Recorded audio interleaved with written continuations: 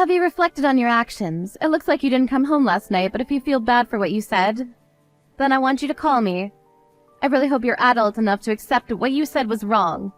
I'll forgive you if you swear to never say anything like that ever again. It did really humiliate me. I did come home last night.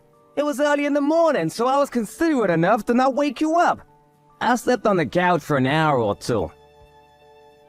What? You got inside? How? I thought I locked the door with the chain lock. Sorry I ruined your plans to spite me. I got in through the back door, how else? I forgot about that.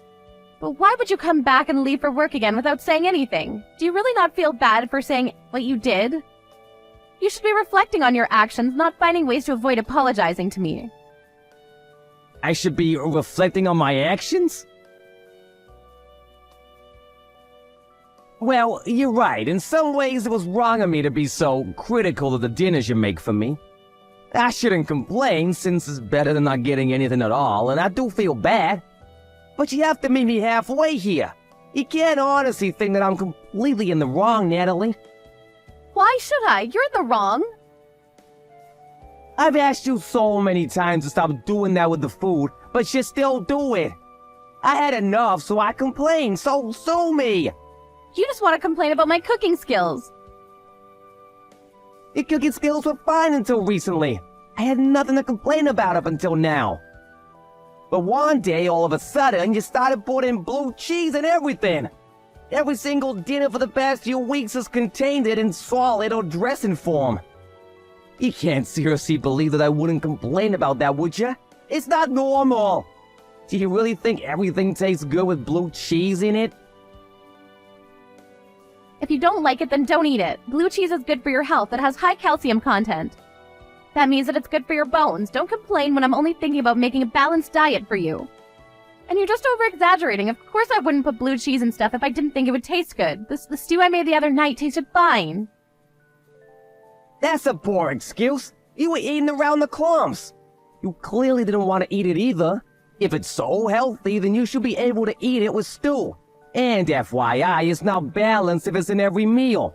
But because I made one complaint, you had to blow up, kick me out, and lock the door on me. Don't you think you overreacted yourself? I couldn't stand looking at your face anymore. What do you expect? I was hurt because you insulted me. Sometimes I need to have time to myself too, you know. And after being so critical, you should have been a bit more understanding of that. So what? You didn't have to lock me out. If I didn't have my wallet, I wouldn't have been able to find a place to sleep. I would have happily spent the night on the couch if you had just told me you needed space. And I was only being honest about dinner because I've asked you to stop too many times. And I'm telling you, your brutal honesty is why I was so hurt. You're always complaining about my cooking. Go on and on about how this is wrong and that's no good, blah blah blah blah blah. If you hate eating the food I prepare for you that much, then why don't you leave and never come back? I don't have any complaints about your cooking. I love the food you make. Or the food you were making until you became so fond of blue cheese. I've told you over and over that I've had enough of it. But you still keep adding it to our dinners in some way. Do you remember when you put blue cheese on the curry you made a while ago? I told you I didn't like blue cheese. I don't think a lot of people do, so I thought you would understand. But you just keep putting it on our food. Then I guess that means that we don't have the same taste in food. Fine. You don't have to eat anything I make anymore. I won't force you to like what I like. Make your own dinner. Why do you have to be like that? Is it so hard to not add blue cheese to the meals you make? It's not like you really like it either. What did I do to deserve this? Did I piss you off? I don't understand why you keep on doing it. If I can only assume that you're doing it on purpose, and I thought you were being cute at first, but it's happened so much it's not funny anymore. Is that so? Because I kicked you out of the house? That's part of it, but I have other reasons too. Well, I might have overdone it if I put the chain lock on the door, but to be honest, I was so annoyed that I forgot I even locked it and went to bed. It's your fault that I couldn't even enjoy my evening bath. I only just realized that I hadn't unlocked it when you said you slept on the couch. But you're an adult. It's not like you'd die if you spent one night on the streets, right? And you had your wallet, so you were able to spend the night somewhere. Isn't that good enough? If you complain about my cooking one more time, you'll have an even bigger problem to think about. Do you understand? I think you're the one that has a bigger problem to think about right now. You left your phone in the living room last night. Really? So what if I did? Yeah, you did. And I saw all of the notifications you had from some guy. I think his name was Thomas Reed. What's that all about? What? Did you look at my phone? I can't believe you. You invaded my privacy. Your phone kept on going off. What was I supposed to do? And it's not my fault you made messages visible on your push notifications. Why was he saying that it was a shame that he didn't get to see you yesterday? Who is this guy? Are you seeing him? Are you cheating on me? Why does it matter who he is? It's none of your business. Don't give me that crap. It affects me, and you're my wife, so of course it's my business. Tell me the truth. You're serving me blue cheese for every meal. You locked me out of my own house, and you're cheating on me? But I'm the bad guy for asking you not to put blue cheese on my food? I suspected that you were having an affair, but I thought I was being paranoid and decided not to do anything. I wanted to trust you, but now I know about him. I can only think that you were giving me blue cheese because you wanted to annoy me. Did you think that I would divorce you and that you'd be able to live happily ever after with your lover? Shut up. He's an important person to me. Don't talk about him like that. What? Are you being serious? When we got married, I thought that I was that important person. But I guess wedding vows mean nothing to you. Yeah, he's important to me. In comparison, you mean nothing. Since when have you been dating? How long have you been cheating on me? Since way before. He's my childhood friend. He knows me more than you do, and he's a lot more fun to spend time with. All you do is complain about my food, and I can't be with you anymore. He understands me, and I understand him. We were meant to be together, but you got in the way of that. Oh, really? It sounds like you've been cheating on me for a long time. It's already been 3 years since we got married, and in the beginning you were making dinners like a normal human being. So I suppose this really is the reason why you won't stop giving me blue cheese. Are you trying to say that I'm not a normal human being anymore? How rude can you get? You used to be really good at cooking. I was really grateful that I would come home from work with you and a great meal waiting for me. Before I knew it, you were adding such weird stuff to our food, and I had no idea why. I wondered if you were experimenting, but now I know that it was just because you were purposefully trying to pick a fight. No, that wasn't my intention, but if it bothers you that much, you're free to leave. I'm not going to stop you. I don't plan on changing the way I cook either. I'm going to make what I like. If you want to live together, you'll just have to bear it. You're my husband. That's what you're supposed to do. If you can't do that, then there's no point being together. See? You're obviously trying to get rid of me. I've never heard of a husband that has to endure the torture of eating blue cheese at every meal to be with his wife. And by the way, if I'm leaving, then you'll have to leave as well. What are you talking about? This house is in my name. It belongs to me. I don't have to go anywhere. Why should I leave the house I've lived in ever since I was single? The only reason you have a roof over your head is because I let you live with me when we got married. Yeah, that may be true, but I'm the only one that's been paying the rent since we got married. If you want me out, I'll happily leave. But will you be able to pay it by yourself? I think you'll have to find a job pronto, if you want to keep living here. You're the one that said you didn't want to work after getting married, so you've only got yourself to blame for your lack of funds. I'll be fine. I'm going to ask for permanent alimony. What? You're kidding? You don't actually think that the court will let you take anything from me, do you? We're going to divorce because you're complaining about my cooking, so of course I'll get something. I won't be able to get a job straight away. And I don't plan on remarrying just yet. Do you seriously think that you deserve financial support from the man you've been cheating on? And you're the one that's been telling me to leave. So, from the court's point of view, you'll be the one that owes me money. I'm shocked that you think that you have the right to ask anything of me after everything you've done. My relationship with Thomas doesn't have anything to do with you, so of course it won't have anything to do with our divorce. Even if it did, you don't have any proof that I've been cheating on you, so there's no way for you to argue that it's caused our marriage to break down. There's nothing you can do, so you might as well just give in and pay up. Now that that's decided, can you hurry up and come back for your things before I throw it all out? I want you to be out as soon as possible. I'm surprised you wanted a divorce that much. What, are you going to beg me for forgiveness now? No, I really did love you, and wanted us to be together for the rest of our lives. But I guess that was just me. I'm just trying to accept the reality that you would cheat on me. Did you really want me to leave that much? So much that you pushed me away with blue cheese? That's what I've been trying to say. He's important to me. You're not, Calvin. That's why I don't want to be with you anymore. It's a shame if you can't understand it, but either way you'll have to accept it and leave. When we first got married and we're still in our honeymoon phase, I thought that maybe you were the most important person to me. But after all of your complaining, I've had enough. Fine. I suppose there's no point arguing that I was only complaining because you started bringing out strange combinations for dinner. Are you sure you want this? For us to split up? Of course I'm sure. If you can't understand what I have with Tom, then there's no point in us being together. I don't want to be stuck in a marriage with you. Fine, I'll give you a divorce. Are you happy with that? Not quite. We'll still have to talk about money. I'll settle for everything you have saved. I know you don't have a lot, but it'll have to do. I don't want to be in debt after all. Now that would make me feel bad.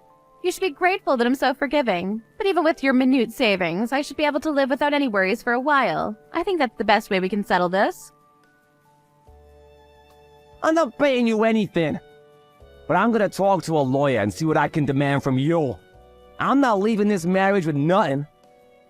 And how do you plan on doing that? You don't have any evidence to prove I've been cheating, so the court will just agree that I need financial support more than you do. Have you been listening to me at all? I have been listening. And I've been talking with your beloved Thomas, too. What? How did you contact him? I asked your parents if they remembered anybody called Thomas Reed from your childhood. And luckily enough, they did. They gave me his phone number. You spoke to my parents. Why would you do that? It looks like you weren't lying when you said he was a childhood friend that lived in the neighborhood. Apparently he still lives close by. And when I told your mother that you were still in contact, she was really surprised. She was under the impression that you had already stopped talking to him way before we had gotten married. She seems curious as to why I wanted Thomas's phone number, but I think she guessed without me telling her anything. What did you say to her? How do you know that she guessed that I'm going out with Tom? Did she say anything back to you? I didn't mention you at all. I only asked for his number, but I think that was enough. Well, I'll have to tell your parents anyway when I let them know that we're getting a divorce. It doesn't matter whether she already knows or not. Don't do that. You can't do that to me. They can't know. Why not? It's the truth. What do you mean, why not? They're my parents. They don't have to know about Tom. If you tell them, you'll just be hurting them. You're the one that's hurting them. You're the one with the affair. What's the real reason why you don't want to tell them? They're gonna want to know why we're getting divorced. Are you planning on lying to them as well? Yeah, I'll tell them, but not like this. Give me some time, I'll tell them. You just don't want to tell them because Thomas lives next door to your parents, with his wife and elderly parents. My mom told you all that? I'm amazed that you could do such a thing. You're having an affair with a man that has a family. And you don't even feel ashamed of it? Instead, you try to divert all blame from yourself and onto me. But you don't have any evidence. Why should I feel bad when there's no way for you to tell them? They'll just pass it off as you being spiteful. Thomas was panicking a lot when I told him who I was.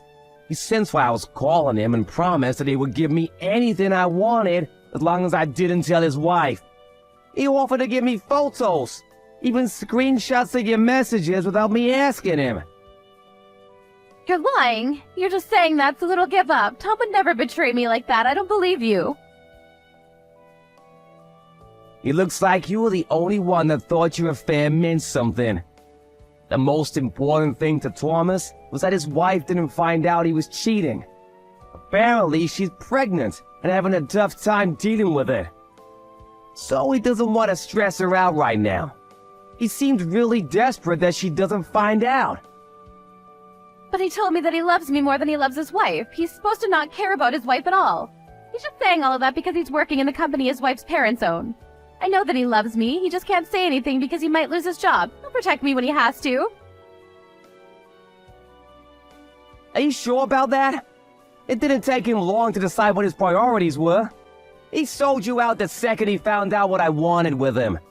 Thanks to that, I have photographs showing the both of you together, and I'll be able to use them to file for a full divorce.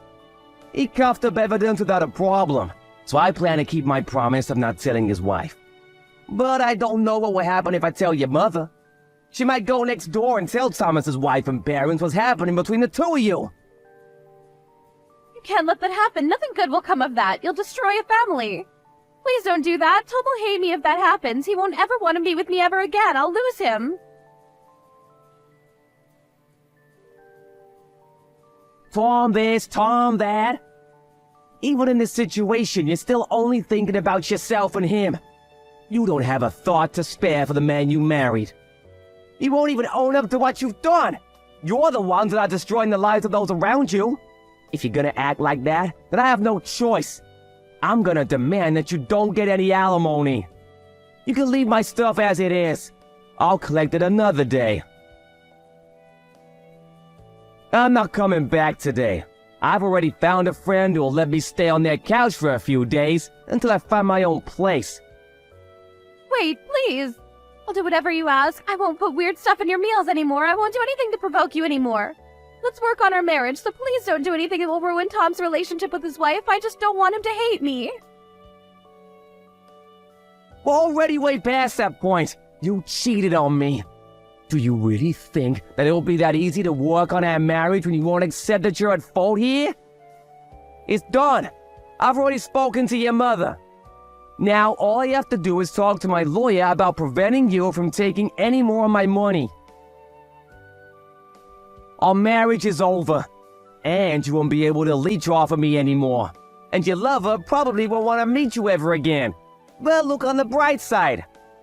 At least you won't have to put in so much effort into thinking about how to annoy me with food.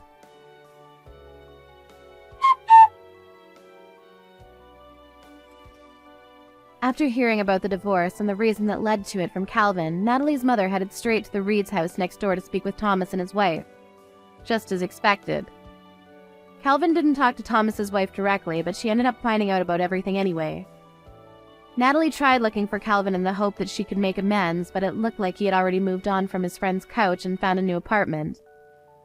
There was no way for her to contact him, but she received divorce papers from his lawyer, who warned her that Calvin was rejecting all pleas from her for them to get back together. Natalie was finding it hard to get a job and couldn't pay the rent for her own apartment. She reached out to Thomas for his help, but he blamed her for his wife finding out about his affair and had blocked her on all social media. She couldn't go to her parents for help either, since they were still in shock about what she had done. And because they lived right next door to Thomas. Natalie was alone and had no one to support her in her job search. She was soon feeling pressure from her landlord to pay off the rent and bills and had no choice but to borrow money. It was going to take years before she could get her life back on track.